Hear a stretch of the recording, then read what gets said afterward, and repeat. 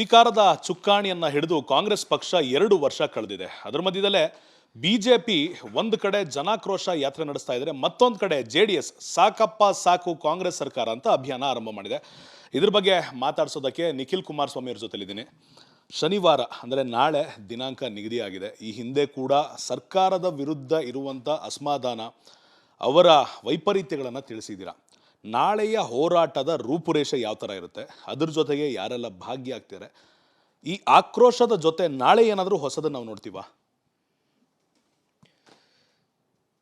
JDS ಪಕ್ಷದ ಕಡೆಯಿಂದ ಸಾಕಪ್ಪ ಸಾಕು ಕಾಂಗ್ರೆಸ್ ಸರ್ಕಾರ ಸಾಕು ಅಂತಕ್ಕಂಥ ಅಭಿಯಾನವನ್ನು ಚಾಲನೆಯನ್ನು ಕೊಟ್ಟಿದ್ದೇವೆ. ಬಹುಶಃ ಈ ಸಾಕಪ್ಪ ಸಾಕು ಅಂತಕ್ಕಂಥದ್ದು ಈಗಾಗಲೇ ರಾಜ್ಯದ ಜನತೆಯ ಒಂದು ಮನೆ ಮನೆ ಮಾತಾಗಿದೆ. ರಾಜ್ಯದ ಜನರ ಭಾವನೆಗಳಿಗೆ ಸ್ಪಂದಿಸ್ತಕ್ಕಂಥದ್ದು ಇವತ್ತು ಒಂದು ರಾಜಕೀಯ ಪಕ್ಷವಾಗಿರ್ತಕ್ಕಂಥ JDSನ ಒಂದು ಕರ್ತವ್ಯ. ಆ ಹಿನ್ನೆಲೆಯಲ್ಲಿ ನಮ್ಮ ಜವಾಬ್ದಾರಿಗಳು ಕರ್ತವ್ಯಗಳನ್ನ ಅರ್ತು ನಾಳೆ ದಿನ ಫ್ರೀಡಮ್ ಪಾರ್ಕ್ನಲ್ಲಿ ಸಚಿವರಾಗಿರ್ತಕ್ಕಂಥ ಸನ್ಮಾನ್ಯ ಕುಮಾರಣ್ಣ ಅವರ ನೇತೃತ್ವದಲ್ಲಿ ಒಂದು ದೊಡ್ಡ ಬೃಹತ್ ಅಭಿಯಾನವನ್ನು ಮಾಡ್ತಾ ಇದ್ದೇವೆ, ಹೋರಾಟವನ್ನು ಮಾಡ್ತಾ ಇದ್ದೇವೆ ಸರ್ಕಾರದ ವಿರುದ್ಧವಾಗಿ. ನಾಳೆ ದಿನ ನಮ್ಮ ಪಕ್ಷದ ಎಲ್ಲ ಶಾಸಕ ಮಿತ್ರರು, ಮಾಜಿ ಶಾಸಕರು, ಎಲ್ಲ ಪ್ರಮುಖ ಮುಖಂಡರುಗಳು, ಕಾರ್ಯಕರ್ತ ಬಂಧುಗಳು ಅವರ ಜೊತೆಯಲ್ಲಿ ತಮ್ಮ ಮಾಧ್ಯಮದ ಮೂಲಕ ಮತ್ತೊಮ್ಮೆ ರಾಜ್ಯದ ಜನತೆಗೂ ಕೂಡ ನಾನು ಆಹ್ವಾನವನ್ನು ಕೊಡಲಿಕ್ಕೆ ಇಷ್ಟಪಡ್ತೇನೆ. ಏಕೆಂದರೆ ನಾಳೆಯ ದಿನದ ಈ ಒಂದು ಅಭಿಯಾನ ಒಂದು ದಿನದ ಅಭಿಯಾನ ಅಲ್ಲ, ಇದು ನಿರಂತರವಾಗಿ ಈ ಕಾಂಗ್ರೆಸ್ ಸರ್ಕಾರ ಯಾವ ರೀತಿ ಕಳೆದ 2 ವರ್ಷದಿಂದ ಇವತ್ತು ಆಡಳಿತಕ್ಕೆ ಬಂದಾಗಿಂದ ಸರ್ಕಾರದಲ್ಲಿ ಹಲವಾರು ವೈಫಲ್ಯತೆಗಳು, ಜೊತೆಯಲ್ಲಿ ಆಡಳಿತದಲ್ಲಿ ಸಂಪೂರ್ಣವಾಗಿ ಒಂದು ಕುಸಿತವನ್ನು ಕಂಡಿರ್ತಕ್ಕಂಥದ್ದು ಅಭಿವೃದ್ಧಿ ವಿಚಾರವಾಗಿ, ಜೊತೆಯಲ್ಲಿ ಭ್ರಷ್ಟಾಚಾರ, ಅನೇಕ ವಿಚಾರಗಳಿದೆ. ಇದು ಕೇವಲ ಬೆಲೆ ಏರಿಕೆಗೆ ಸೀಮಿತವಾಗಿರ್ತಕ್ಕಂಥ ವಿಚಾರ ಅಲ್ಲ. ನಾಳೆ ಪ್ರಸ್ತಾವನೆ ಮಾಡ್ತಾ ಇರ್ತಕ್ಕಂಥದ್ದು ಇತ್ತೀಚೆಗೆ ಮತ್ತೆ ಬೆಳಕಿಗೆ ಬಂದಿರತಕ್ಕಂಥ ವಿಚಾರ ಏನು, ಕಾಂಟ್ರಾಕ್ಟರ್ ಅಸೋಸಿಯೇಷನ್ ಮೂಲಕ ಹಲವಾರು ದಿನಗಳಿಂದ ಕಾಂಗ್ರೆಸ್ ಸರ್ಕಾರ ಕಾಂಟ್ರಾಕ್ಟರ್ಗಳಿಗೆ ಪಾವತಿ ಆಗಬೇಕಾಗಿರ್ತಕ್ಕಂಥ ಹಣ ವಿಳಂಬ ಮಾಡಿಕೊಂಡಿರ್ತಕ್ಕಂಥದ್ದು. ಹತ್ತತ್ರ 1.5 ಲಕ್ಷ ಕಾಂಟ್ರಾಕ್ಟರ್ಗಳು ನಮ್ಮ ರಾಜ್ಯದಲ್ಲಿದ್ದಾರೆ. ಅದರಲ್ಲಿ ಸಣ್ಣ ಕಾಂಟ್ರಾಕ್ಟರ್ಗಳು, ಮಧ್ಯಮ ಕಾಂಟ್ರಾಕ್ಟರ್ಗಳು, 5ರಿಂದ 50 ಲಕ್ಷ ರೂಪಾಯಿ ಕಾಮಗಾರಿಯನ್ನು ತಗೊಂಡಿರ್ತಕ್ಕಂಥವ್ರು ಅನೇಕ ಜನ ಇದ್ದಾರೆ. ಅವರು ಸಾಲ ಸೋಲ ಮಾಡಿ ಮನೆಯಲ್ಲಿ ಒಡವೆ ಗಿಡವೆ ಮಾರಾಟಕ್ಕಿಟ್ಟು ಈ ರೀತಿ ಅನೇಕ ಪ್ರಕರಣಗಳು ನಮ್ಮ ಕಣ್ಣು ಮುಂದೆ ಇದೆ. ಇದನ್ನು ವಿಳಂಬ ಮಾಡಿರ್ತಕ್ಕಂಥದ್ದು ಅಷ್ಟೇ ಅಲ್ಲ, ಈಗ ಮೊನ್ನೆಯಿಂದ ಹರಿದಾಡ್ತಾ ಇರ್ತಕ್ಕಂಥ ವಿಚಾರ ಮಾಧ್ಯಮದ ಸ್ನೇಹಿತರು ತಮ್ಮ ಮೂಲಕನೇ ನಾವು ನೋಡಿದ್ದೇವೆ. ಏನು ಸಚಿವರ ಕುಟುಂಬಸ್ಥರು ಇವತ್ತು ಕಮಿಷನ್ ಏಜೆಂಟ್ಗಳಾಗಿ ವರ್ತನೆ ಮಾಡ್ತಾ ಇರ್ತಕ್ಕಂಥದ್ದು ನಿಜಕ್ಕೂ ಕೂಡ ನಮ್ಮ ರಾಜ್ಯದ ಆಡಳಿತ ಯಾವ ಹಂತಕ್ಕೆ ಹೋಗಿ ತಲುಪಿದೆ ಅಂತಕ್ಕಂಥದ್ದು ಇದರಲ್ಲಿ ಭಾಳ ಸ್ಪಷ್ಟವಾಗಿ ಅರ್ಥ ಆಗ್ತದೆ. ಹಾಗಾಗಿ ಇವೆಲ್ಲವನ್ನು ನಾವು ಮುಂದಿಟ್ಕೊಂಡು ನಾಳೆ ದಿನ ವಿಧಾನಸೌಧ ಚಲೋ ಅಂತಕ್ಕಂಥ ಒಂದು ಇವತ್ತು ಘೋಷಣೆಯನ್ನು ಕೊಟ್ಟಿದ್ದೇವೆ. ನಾಳೆ ದಿನ ಫ್ರೀಡಮ್ ಪಾರ್ಕಲ್ಲಿ ಬೆಳಗ್ಗೆ 11 ಗಂಟೆಗೆ ಪ್ರಾರಂಭ ಆಗ್ತಾ ಇದೆ. ಮತ್ತೊಂದು ಕಡೆ ಭ್ರಷ್ಟಾಚಾರದ ವಿಚಾರ ಮಾತನಾಡುವಾಗ ಬಸವರಾಜ ರಾಯರೆಡ್ಡಿರವರು ಒಂದು ಮಾತು ಹೇಳಿದ್ರು. ಹೌದು, ಭ್ರಷ್ಟಾಚಾರ ಎಲ್ಲ ಸರ್ಕಾರಗಳಲ್ಲೂ ಇತ್ತು. ಪ್ರಶ್ನೆ ಮಾಡಿದಾಗ ಅವ್ರು ಹೇಳಿದ್ದು, ನಮ್ಮ ಸರ್ಕಾರಕ್ಕಿಂತ JDS BJP ಸರ್ಕಾರ ಇದ್ದಂಥ ಭ್ರಷ್ಟಾಚಾರ ಈಗಿಲ್ಲ, ಅತ್ಯಂತ ಹೆಚ್ಚಿನ ಭ್ರಷ್ಟಾಚಾರ ಆ ಅವಧಿಯಲ್ಲಿ ಇತ್ತು ಅಂತ ಹೇಳ್ತಾರೆ. ಸೊ ಅದನ್ನು ಯಾವ ಥರ ನೋಡ್ತೀರಾ ನೀವು? ಭ್ರಷ್ಟಾಚಾರ ಅಂತಕ್ಕಂಥದ್ದು ಹಲವಾರು ಸರ್ಕಾರಗಳಲ್ಲಿ ಈ ಹಿಂದೆಯಿಂದನೂ ನಡ್ಕೊಂಬಂದಿದೆ, ನಾನು ಇಲ್ಲ ಅಂತ ಹೇಳಲ್ಲ. ಸರ್ಕಾರದಲ್ಲಿ ಅನ್ನೋದಕ್ಕಿಂತ ಹೆಚ್ಚಾಗಿ ಕೆಲವೊಂದಷ್ಟು ವ್ಯವಸ್ಥೆಗಳು ಯಾವ ರೀತಿ ಇದೆ ಅಂತಕ್ಕಂಥದ್ದು ಕೂಡ ಪ್ರತಿಯೊಬ್ಬರಿಗೂ ಗೊತ್ತಿದೆ. ಆದರೆ ಭ್ರಷ್ಟಾಚಾರದ ಆ ಒಂದು ಪ್ರಮಾಣ ಯಾವ ಹಂತಕ್ಕೆ ಹೋಗಿದೆ ಅಂದರೆ, ಇವತ್ತು ಬಹುಶಃ ಒಂದು ಪ್ಯೂನಿಂದ ಹಿಡಿದು ಸರ್ಕಾರದ ಲೆವೆಲಲ್ಲಿ ಇರ್ತಕ್ಕಂಥ ಒಬ್ಬ ಪ್ಯೂನಿಂದ ಹಿಡಿದು ಒಬ್ಬ ರಾಜ್ಯದ ಮುಖ್ಯಮಂತ್ರಿಗಳ ಒಂದು ಮನಸ್ಥಿತಿ ಬದಲಾವಣೆ ಆಗದೆ ಹೋದರೆ ಈ ಒಂದು ಭ್ರಷ್ಟಾಚಾರದಲ್ಲಿ ಸುಧಾರಣೆಯನ್ನು ಕಾಡಲಿಕ್ಕಾಗ್ತದ? ಭ್ರಷ್ಟಾಚಾರದ ವ್ಯವಸ್ಥೆ ಇವತ್ತು ಯಾವ ಹಂತಕ್ಕೆ ಹೋಗಿ ತಲುಪಿದೆ ಅಂತಕ್ಕಂಥದ್ದು ಈಗ ಸಮಜಾಯಿಸಿ ಕೊಡ್ತಕ್ಕಂಥದ್ದು ಬೇಡ. ಈಗ ಅವ್ರು ಹೇಳಿರ್ತಕ್ಕಂಥದ್ದು is an economic adviser of chief minister, ಆರ್ಥಿಕ ಸಲಹೆಗಾರರು ಅವರು ಈ ರಾಜ್ಯದ ಮುಖ್ಯಮಂತ್ರಿಗೆ. ಅವರೊಬ್ಬ ಸಾಮಾನ್ಯ ಶಾಸಕನೂ ಅಲ್ಲ. ಅಂಥವರು ಇವತ್ತು ಭ್ರಷ್ಟಾಚಾರದ ಬಗ್ಗೆ ಅಷ್ಟು ಓಪನ್ ಆಗಿ ನಂಬರ್ 1 ಸ್ಥಾನ ಕರ್ನಾಟಕ ರಾಜ್ಯಕ್ಕೆ ಕೊಟ್ಟಿದ್ದಾರೆ ಅಂತಕ್ಕಂಥದ್ದಾದರೆ ನಾನು ಅವ್ರಿಗೆ ಧನ್ಯವಾದ ಸಲ್ಲಿಸ್ಬೇಕು. ಇಷ್ಟು ಮುಕ್ತವಾಗಿ ಮಾತಾಡಿರೋದಕ್ಕಿಂತ ವಾಸ್ತವಾಂಶ ಬಿಚ್ಚಿಟ್ಟಿದ್ದಾರಲ್ಲ ಇವತ್ತು ಜನಗಳ ಮುಂದೆ. ಆದರೆ ಮತ್ತೆ ಅದನ್ನು ತಿರ್ಸ್ತಕ್ಕಂಥ ಕೆಲಸ ಬೇಡ. ಯಾಕೆಂದ್ರೆ ನಾನು ಈಗ ತಾನೇ ಪ್ರಾರಂಭದಲ್ಲಿ ಮಾತಾಡಬೇಕಾದ್ರೆ ನಿಮ್ಮ ಗುತ್ತಿಗೆದಾರರು ಯಾವ ಹಂತಕ್ಕೆ ಎಲ್ಲಿಗೆ ಹೋಗಿ ನಿಂತಿದೆ ಅಂತ ಹೇಳ್ತೇನೆ. ಸಚಿವರುಗಳ ಮಕ್ಕಳು, ಕುಟುಂಬಸ್ಥರು ಕಮಿಷನ್ ಏಜೆಂಟ್ಗಳಾಗಿ ವರ್ತನೆ ಮಾಡ್ತಾ ಇದ್ದಾರೆ. ಎಲ್ಲಿಂದ ಭ್ರಷ್ಟಾಚಾರ ನಿರ್ಮೂಲನೆ ಮಾಡ್ತೀರಿ? ಹಿಂದಿದ್ದಂಥ ಸರ್ಕಾರದ ಮೇಲೆ PCM ಅಭಿಯಾನ ಮಾಡಿದ್ರಿ, 40% ಆರೋಪ ಮಾಡಿದ್ರಿ, ಕಮಿಷನ್ ಆರೋಪ. ಇವತ್ತು ಎಷ್ಟು ಪರ್ಸೆಂಟ್ಗೆ ಹೋಗಿದೆ ಕಮಿಷನ್ನು?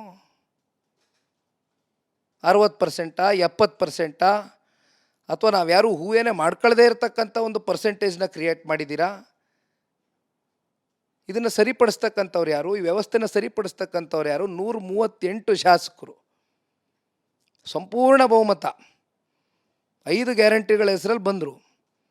ನಿಮ್ಮ ಪ್ರಣಾಳಿಕೆಯಲ್ಲಿ ನೀವೇ ಹೇಳ್ಕೊಂಡ್ರಿ 5 ಗ್ಯಾರಂಟಿಗಳು ಪ್ರತಿ ತಿಂಗಳು ಕೊಡ್ತೀವಿ, 2,000 ರೂಪಾಯಿ ನಿಮ್ಮ ಖಾತೆಗಳಿಗೆ ಜಮಾ ಮಾಡ್ತೀವಿ, ಈ ನಾಡಿನ ಹೆಣ್ಣು ಮಕ್ಕಳಿಗೆ ಸಬಲೀಕರಣ ಮಾಡ್ತೇವೆ, ಆರ್ಥಿಕವಾಗಿ ಶಕ್ತಿಯನ್ನು ತುಂಬ್ತೇವೆ ಅಂದ್ರಿ. ನೀವು 5 ಗ್ಯಾರಂಟಿಗಳನ್ನಾದರೂ ಹೋಗಲಿ, ಇಲ್ಲಿವರೆಗೂ ನೀವೇ ಕೊಟ್ಟಂಥ ಮಾತು, ಕೊಟ್ಟಿರ್ತಕ್ಕಂಥ ಮಾತು ಉಳಿಸ್ಕೊಂಡಿದ್ದೀರಾ? ಪ್ರತಿ ತಿಂಗಳು ನೀವು ಜಮಾ ಮಾಡ್ತಿದ್ದೀರಾ ಅವ್ರ ಖಾತೆಗಳಿಗೆ?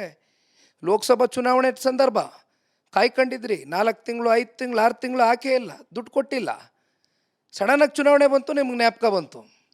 ನಿಖಿಲ್ ಅವರೇ, ಒಂದು ಪ್ರಶ್ನೆ ಏನಂದ್ರೆ, ದಪ್ಪ ಚರ್ಮದ ಸರ್ಕಾರ ಅಂತ ಈಗಾಗಲೇ JDS ಆಗಿರ್ಬೋದು, BJP ಬ್ರ್ಯಾಂಡ್ ಮಾಡಿ ಇಟ್ಟಿದ್ದಾರೆ. ಅದು ಒಂದಿಷ್ಟು ವಿಚಾರಗಳಲ್ಲಿ ನಿಜ ಕೂಡ ಆಗಿದೆ. ಯಾಕಂದ್ರೆ ಪತ್ರಕರ್ತರು ಪ್ರಶ್ನೆ ಮಾಡಿದಾಗಲೂ ಅದಕ್ಕೆ ಸೂಕ್ತವಾದ ಉತ್ತರ ಇಲ್ಲ. ಈ ಒಂದು ಹೋರಾಟ ಆ ದಪ್ಪ ಚರ್ಮದ ಸರ್ಕಾರಕ್ಕೆ ನಾಟುತ್ತೆ ಅಂತ ನಿಮ್ಗೆ ಅನ್ಸುತ್ತಾ? ಇವತ್ತು ನಾನೇ ಬಹುಶಃ ಒಂದು ಪತ್ರಿಕಾಗೋಷ್ಠಿಯಲ್ಲಿ ಇತ್ತೀಚೆಗೆ ಮಾತನಾಡಬೇಕಾದ್ರೆ ಈ ಪದ ಬಳಕೆ ಮಾಡಿದ್ದೆ. ಆದರೆ ಒಂದು ಸಾರ್, ಇದು ಪ್ರಜಾಪ್ರಭುತ್ವ. ಆದರೆ ವಿಪರ್ಯಾಸ ಯಾವ ರೀತಿ ಅಂದರೆ 5 ವರ್ಷಕ್ಕೊಮ್ಮೆ ಚುನಾವಣೆ ಎದುರಿಸ್ತೇವೆ.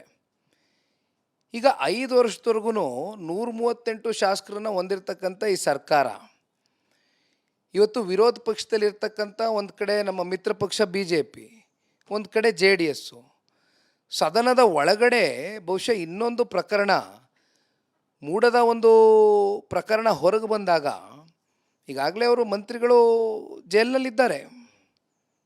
ಇವತ್ತು ಒಂದು ಪರಿಶಿಷ್ಟ ಜಾತಿ ಪರಿಶಿಷ್ಟ ಪಂಗಡದ ಅಭಿವೃದ್ಧಿಗೆ ಇಟ್ಟಿರ್ತಕ್ಕಂಥ ಹಣವನ್ನು ಇವತ್ತು ಸ್ವೇಚ್ಛಾಚಾರವಾಗಿ ಇನ್ನೊಂದು ರಾಜ್ಯಕ್ಕೆ ಅದನ್ನು ಚುನಾವಣೆ ನಡೆಸ್ತಕ್ಕಂಥದ್ದಕ್ಕೆ ಉಪಯೋಗ ಮಾಡ್ಕೊಂಡಿರ್ತಕ್ಕಂಥದ್ದು. ಇಲ್ಲ 10 ರೂಪಾಯಿ ಅಲ್ಲ, ಇಲ್ಲ 100 ರೂಪಾಯಿ ಅಲ್ಲ, 10 ರೂಪಾಯಿ ಕದ್ದಿದ್ದೀವಿ ಅಂತ ಹೇಳ್ತಾರೆ ಸದನದೊಳಗಡೆ. ಈ ರೀತಿ ಉದ್ದಟತನದ ಮನಸ್ಥಿತಿ ಈ ರಾಜ್ಯದ ಮುಖ್ಯಮಂತ್ರಿನೇ ತೋರಿಸಿದ್ದಾರೆ. ಅಲ್ಲ, ಅವರಿಗೆ ನಾಟಿಸುವಂತಹ ದಿನಗಳು ಬಹುಶಃ ದೂರ ಇಲ್ಲ. ಈ ರಾಜ್ಯದ ಜನತೆ ಏನು ಈ ಚುನಾವಣಾ ಪ್ರಜಾಪ್ರಭುತ್ವದ ವ್ಯವಸ್ಥೆಯಲ್ಲಿ ಚುನಾವಣಾ ಅಂತಕ್ಕಂಥದ್ದು ನಾವು ಎದುರಿಸ್ತೇವೆ, ಬಹುಶಃ ಮುಂಬರ್ತಕ್ಕಂಥ ಸ್ಥಳೀಯ ಚುನಾವಣೆಗಳು.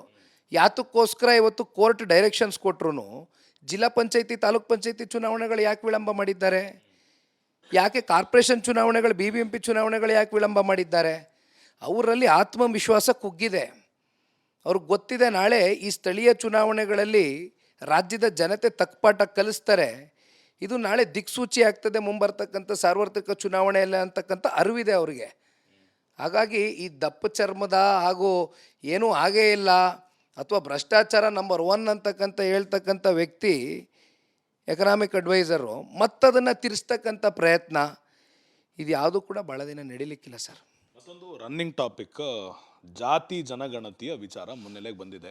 1 ವರ್ಷ ಹಿಂದೆ ರಿಪೋರ್ಟು ಬಂದಿತ್ತು, ಇವತ್ತು ಓಪನ್ ಆಗಿದೆ, ಸಚಿವರೆಲ್ಲರೂ ಓದಿದ್ದಾರೆ, ಹೊಸದೊಂದು ಕ್ಯಾಬಿನೆಟ್ ಸೇರ್ತೀವಿ, ಮಾತಾಡ್ತೀವಿ ಅಂತ ಹೇಳಿದ್ದಾರೆ. 2 ಪ್ರಮುಖ ಜಾತಿಗಳು ವಿರೋಧಿಸ್ತಾ ಇರೋದು, ಒಂದು ಒಕ್ಕಲಿಗರು, ಮತ್ತೊಂದು ಕಡೆ ಲಿಂಗಾಯತರು.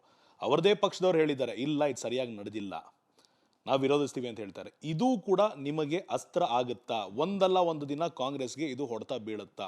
JDS ಮತ್ತು BJP ಇದನ್ನು ಯಾವ ಥರ ನೋಡುತ್ತೀಗ? ಜಾತಿ ಗಣತಿ ವಿಚಾರ ಇವತ್ತು ಬೆಳಗಿನಿಂದ ಮುನ್ನೆಲೆಗೆ ಏನು ಬಂದಿದೆ, ಈಗಾಗಲೇ ಸಚಿವ ಸಂಪುಟದಲ್ಲಿ ಬಹುಶಃ ಸುದೀರ್ಘವಾಗಿ ರಾಜ್ಯದ ಮುಖ್ಯಮಂತ್ರಿಗಳು ಹಾಗೂ ಸಚಿವರುಗಳು ಕೂತು ಚರ್ಚೆಯನ್ನು ಮಾಡಿದ ನಂತರ ಇದನ್ನು ಮಂಡಿಸ್ಬೇಕಾ ಬೇಡವಾ ಅಂತಕ್ಕಂಥ ಒಂದು ಇತ್ಯರ್ಥ ಈಗಲೂ ಕೂಡ ಆಗಿಲ್ಲ, ಅದನ್ನು ಮುಂದೂಡಿಕೆ ಮಾಡಿದ್ದಾರೆ ಅಂತಕ್ಕಂಥದ್ದು ಮಾಧ್ಯಮದಲ್ಲಿ ನಾನು ಈಗ ತಾನೇ ಗಮನಿಸಿದೆ. ಬಟ್ ಈ ಜಾತಿ ಗಣತಿ ಅಂತಕ್ಕಂಥದ್ದು ಸಾಮಾಜಿಕವಾಗಿ, ಶೈಕ್ಷಣಿಕವಾಗಿ, ಉದ್ಯೋಗದ ದೃಷ್ಟಿಯಿಂದ ಹಾಗೂ ಆಯಾ ಜಾತಿಗಳ, ಆಯಾ ಸಮುದಾಯಗಳ ಒಂದು ಆರ್ಥಿಕ ಪರಿಸ್ಥಿತಿಯನ್ನು ಪರಿಗಣನೆಗೆ ತಗೊಂಡು ಮಾಡ್ತಾ ಇರ್ತಕ್ಕಂಥದ್ದು ನಂದೇನು ವಿರೋಧ ಇಲ್ಲ. ಆದರೆ ಜಾತಿ ಗಣತಿ ಸಮೀಕ್ಷೆ ಕ್ಯಾಸ್ಟ್ ಸೆನ್ಸಸ್ ನೀವು ರಿಪೋರ್ಟ್ ಏನು ಮಾಡ್ತಿದ್ದೀರಿ, ವರದಿ ಏನು ಕೊಡ್ಲಿಕ್ಕೆ ಹೋಗ್ತಾ ಇದ್ದೀರಿ, ಇದು ಎಷ್ಟರ ಮಟ್ಟಕ್ಕೆ ವೈಜ್ಞಾನಿಕವಾಗಿ ಆಗಿದೆ ಅಂತಕ್ಕಂಥ ಒಂದು ಪ್ರಶ್ನೆ ಪ್ರತಿಯೊಬ್ಬರಲ್ಲಿ ಮೂಡಿರ್ತಕ್ಕಂಥದ್ದು ಭಾಳ ಸ್ಪಷ್ಟ. ಯಾಕೆಂದರೆ ಇವತ್ತು ನಮ್ಮ ಮನೆಗೆ ಯಾರೂ ಬಂದಿಲ್ಲ,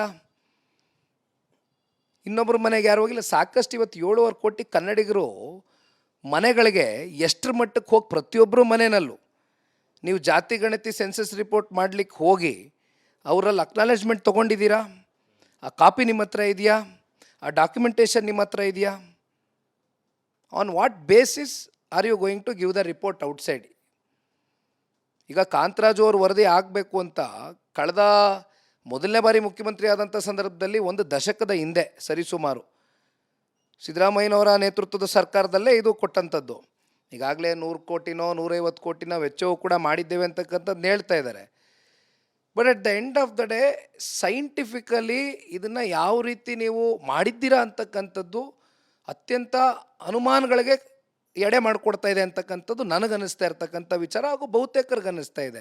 ಇದು ಕೇವಲ ವಿರೋಧ ಪಕ್ಷದಲ್ಲಿ ಚರ್ಚೆ ಎದ್ದಿರ್ತಕ್ಕಂಥದ್ದಲ್ಲ. ತಾವೇ ಹೇಳಿದ್ರಿ, ಈಗ ಸ್ವಪಕ್ಷೀಯರಾದಂಥ ಕಾಂಗ್ರೆಸ್ನ ಶಾಸಕರು, ಸಚಿವರುಗಳು, ಅವರಲ್ಲೇ ಒಂದು ಡೌಟ್ ಶುರು ಆಗಿದೆ.